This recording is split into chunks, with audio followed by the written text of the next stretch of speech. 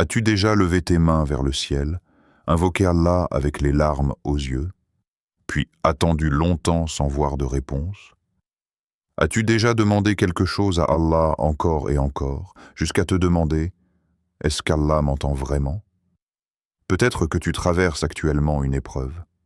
Peut-être que tu demandes à Allah de te donner une subsistance. Peut-être que tu lui demandes de guérir ton cœur. Peut-être que tu attends le mariage, un enfant, un travail, une guérison, une délivrance ou simplement la fin d'une situation qui te fait souffrir. Et malgré toutes tes invocations, tu ne vois encore aucun changement. Alors écoute attentivement ce rappel. Le silence apparent n'est pas une preuve qu'Allah t'a abandonné. Et le retard que tu ressens n'est pas nécessairement un refus. Allah dit dans le Coran, « Et quand mes serviteurs t'interrogent sur moi, alors je suis tout proche. Je réponds à l'appel de celui qui me prie quand il me prie. » Allah n'a pas dit qu'il était loin. Il a dit « Je suis tout proche ». Alors aujourd'hui, nous allons découvrir 5 signes qui peuvent t'aider à comprendre que ton invocation n'est pas ignorée, mais aussi 2 réalités essentielles qui peuvent changer complètement ta manière de regarder tes prières. Reste jusqu'à la fin, car le dernier signe est peut-être celui que beaucoup de croyants ne remarquent jamais. Bienvenue sur Au cœur de l'islam. Ici, nous partageons des rappels spirituels, des enseignements authentiques et des conseils pratiques inspirés du Coran et de la Sunna, afin de rapprocher nos cœurs d'Allah, renforcer notre foi et avancer pas à pas vers le bien. Alors installe-toi, ouvre ton cœur et commençons. Tu ressens toujours le besoin de te tourner vers Allah. Il existe un signe extraordinaire que beaucoup de personnes ne remarquent pas. C'est le fait que malgré tes difficultés, ton cœur continue de se tourner vers Allah. Tu tombes, mais tu invoques encore. Tu pleures, mais tu lèves encore tes mains. Tu es déçu, mais tu continues de dire « Oh Allah, aide-moi ». Tu ne comprends pas ce qui t'arrive, mais au fond de toi, tu sais toujours vers qui te tourner.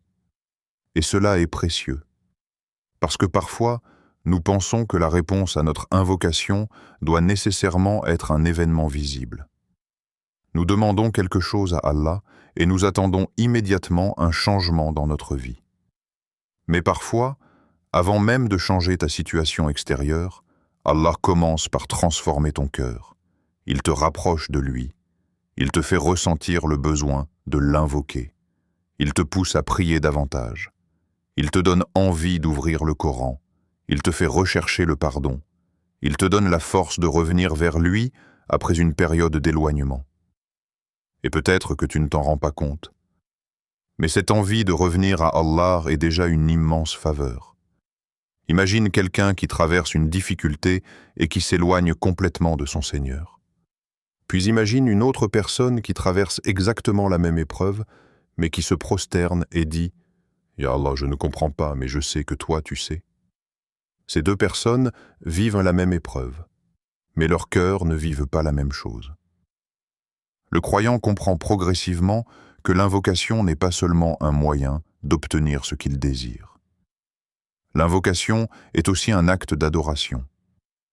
Quand tu invoques Allah, tu reconnais que tu es faible et que lui est puissant. Tu reconnais que tu es dépendant et que lui n'a besoin de personne.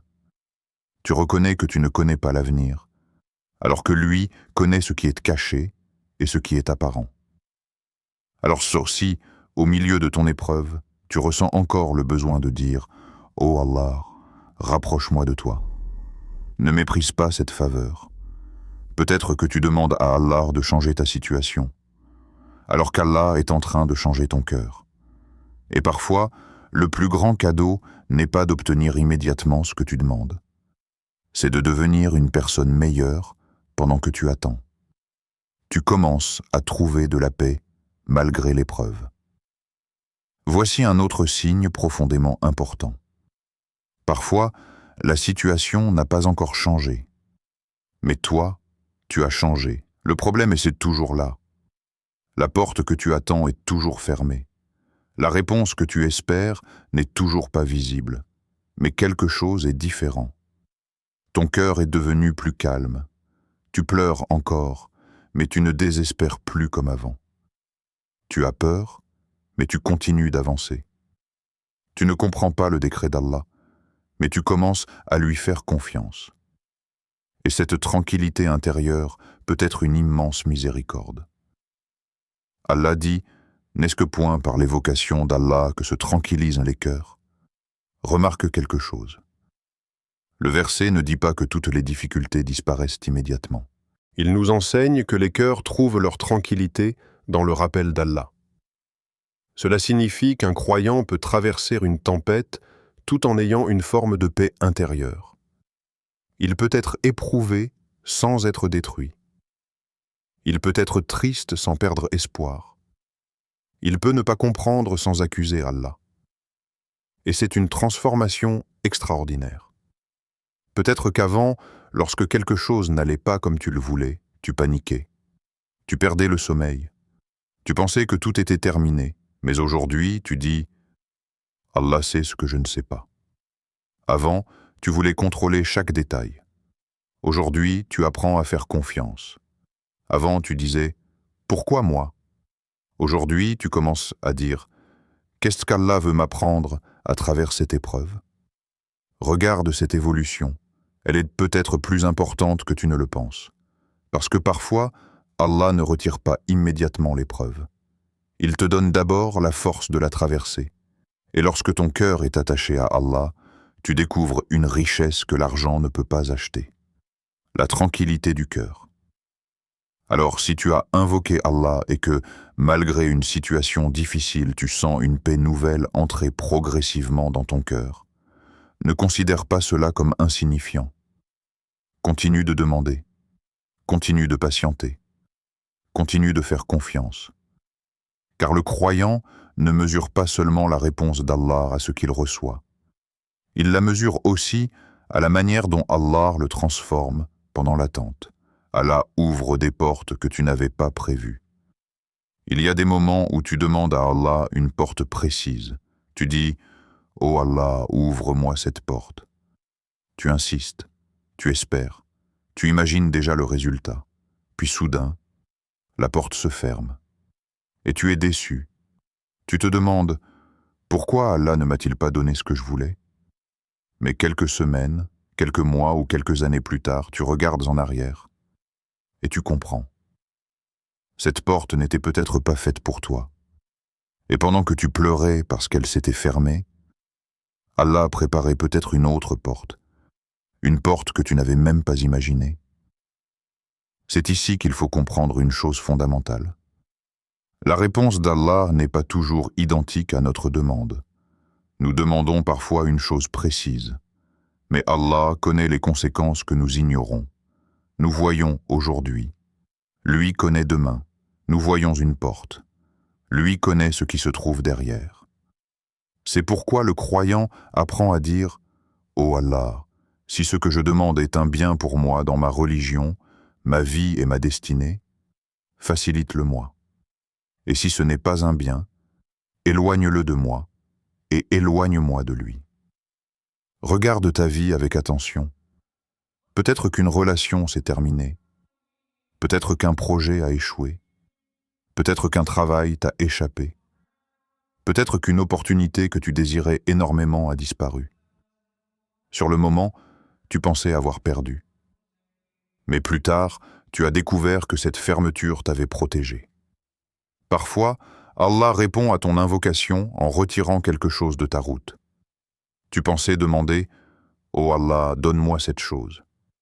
Mais peut-être que la réponse était « Mon serviteur, je sais que tu ne vois pas ce que je vois. Je vais donc te protéger de ce que tu crois être un bien. Ne confonde donc jamais une porte fermée avec un abandon. Une porte fermée peut être une protection. Une attente peut être une préparation. Un détour peut être une direction. Et un refus apparent peut cacher une immense miséricorde. Tu deviens une meilleure personne grâce à cette épreuve. Voici un signe encore plus profond. Observe ce que ton invocation produit en toi. Est-ce qu'elle t'a rapproché de la prière? Est-ce qu'elle t'a donné envie de demander pardon? Est-ce qu'elle t'a appris la patience? Est-ce qu'elle t'a éloigné de certains péchés? Est-ce qu'elle t'a appris à mieux traiter les autres? Est-ce qu'elle t'a rendu plus humble? Alors regarde bien. Peut-être que tu attends encore la réponse que tu désires. Mais pendant cette attente, Allah est en train de travailler sur toi. Il existe des demandes que nous faisons avec une certaine version de nous-mêmes. Mais lorsque la réponse arrive, nous devons parfois être devenus une personne différente pour pouvoir l'apporter correctement. Tu demandes la richesse, mais Allah t'apprend d'abord la gratitude. Tu demandes une responsabilité, mais Allah t'apprend d'abord l'humilité. Tu demandes le mariage, mais Allah t'apprend d'abord la patience et la maturité. Tu demandes une position élevée, mais Allah t'apprend d'abord à maîtriser ton ego. Tu demandes une grande faveur, mais Allah te fait d'abord comprendre que toute faveur vient de lui. Et peut-être qu'un jour, tu regarderas en arrière et tu diras « Maintenant je comprends pourquoi Allah m'a fait patienter. » La période que tu voulais fuir est peut-être devenue la période qui t'a rapproché le plus d'Allah. L'épreuve que tu détestais est peut-être devenue la cause de ton repentir. Les larmes que tu versais en secret sont peut-être devenues une purification de ton cœur. Et les nuits où tu pensais être seul étaient nées peut-être les nuits où tu étais le plus proche de ton Seigneur par l'invocation et la prosternation. Alors ne regarde pas uniquement ce que tu n'as pas encore reçu. Regarde aussi qui tu es devenu.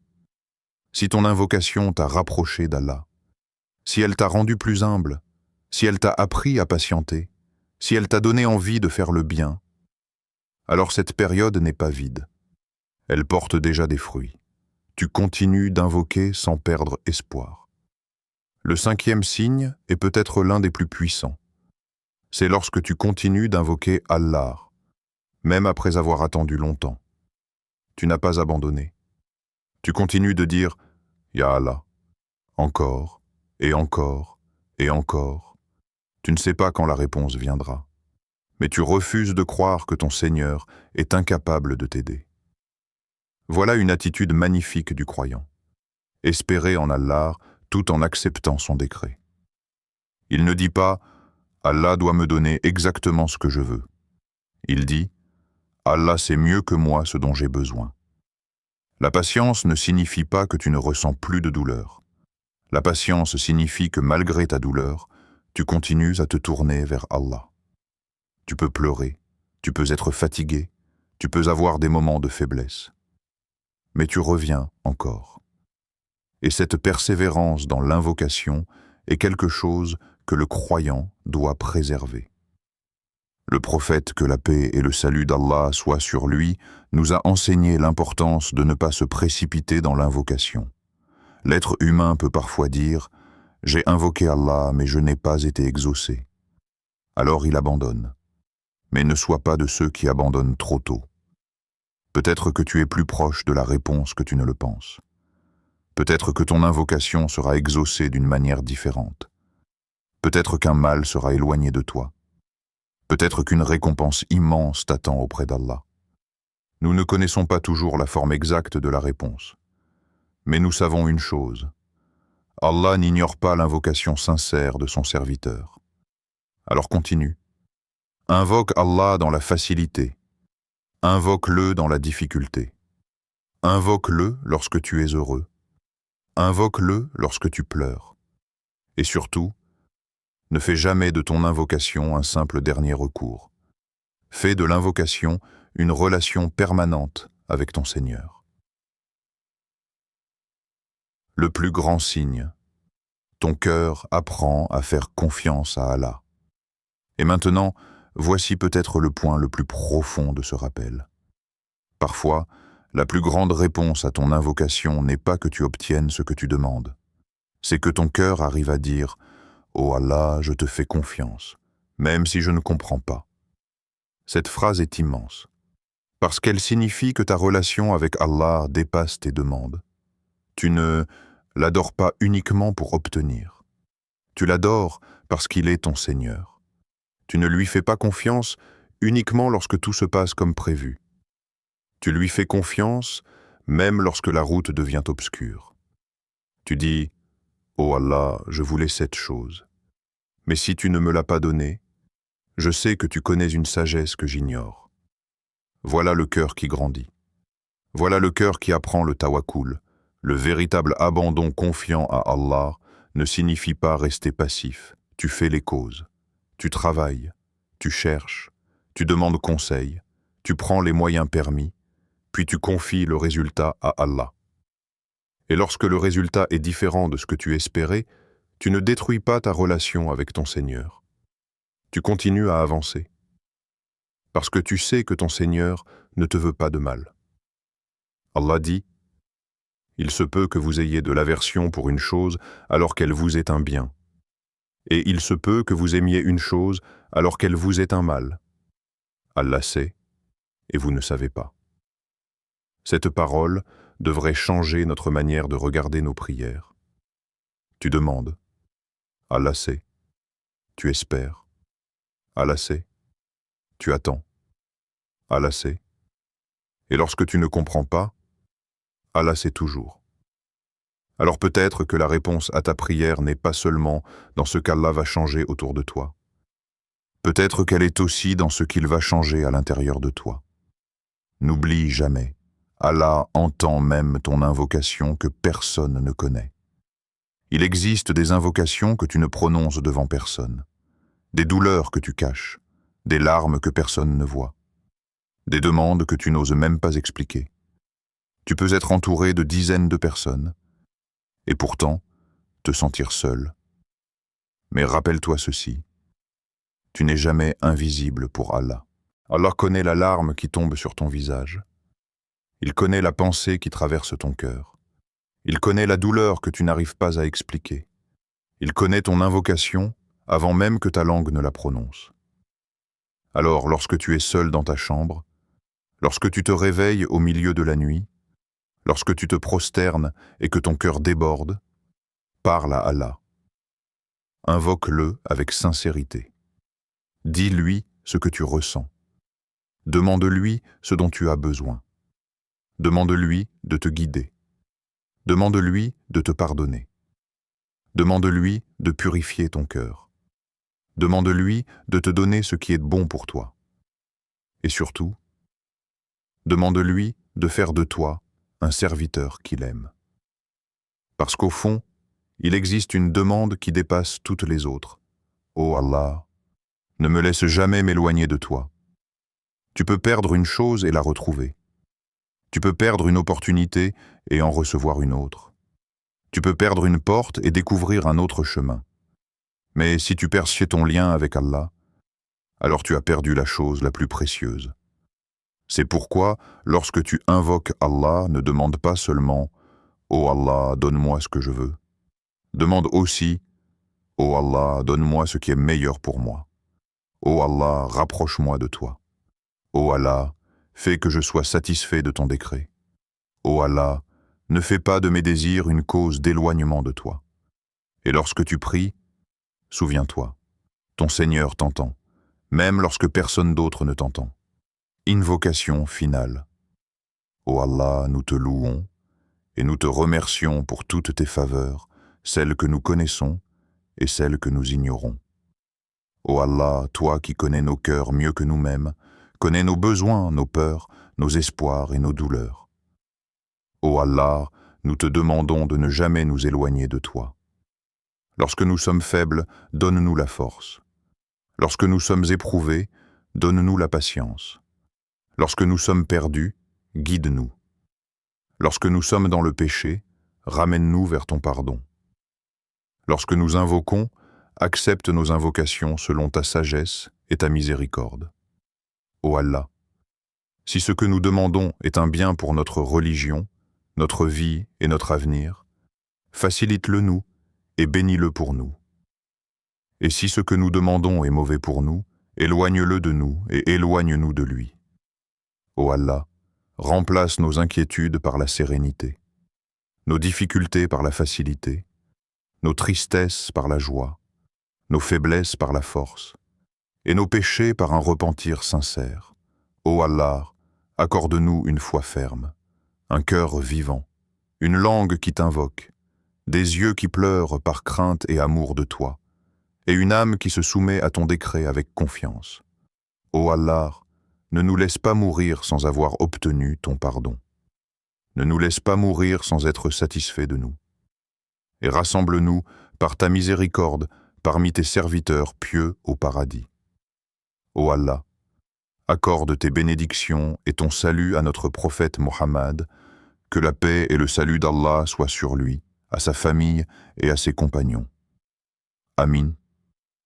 Mon frère, ma sœur, si aujourd'hui tu traverses une période difficile, si tu as invoqué Allah pendant des jours, des semaines ou même des années, ne pense pas que ton invocation est perdue. Tu ne sais pas ce qu'Allah prépare. Tu ne sais pas quel mal il a éloigné de toi. Tu ne sais pas quelle récompense il a réservée pour toi. Tu ne sais pas quelle porte il ouvrira demain. Alors continue d'invoquer. Continue de prier. Continue de faire confiance. Et surtout, ne laisse jamais le délai apparent de la réponse te faire douter de la proximité d'Allah. Car parfois, pendant que tu demandes à Allah de changer ta vie, Allah est déjà en train de changer ton cœur. Et peut-être qu'un jour, tu regarderas derrière toi et tu comprendras. Allah ne m'avait jamais abandonné. Il me préparait simplement à quelque chose que je ne pouvais pas encore comprendre. Si ce rappel a touché ton cœur, ne pars pas sans agir. Aime cette vidéo pour soutenir la chaîne. Écris en commentaire « Ya Allah, je te fais confiance ». Si tu places ton espoir en Allah malgré les épreuves. Partage cette vidéo à une personne qui traverse actuellement une difficulté et qui a peut-être besoin d'entendre ce rappel aujourd'hui. Et surtout, abonne-toi à Au cœur de l'Islam pour ne manquer aucun de nos rappels spirituels, enseignements tirés du Coran et de la Sunna, conseils pratiques et histoires inspirantes. Qu'Allah rapproche nos cœurs de lui, renforce notre foi et fasse de nous des serviteurs sincères. Qu'Allah accepte nos invocations et nous accorde ce qui est le meilleur pour nous. Amin.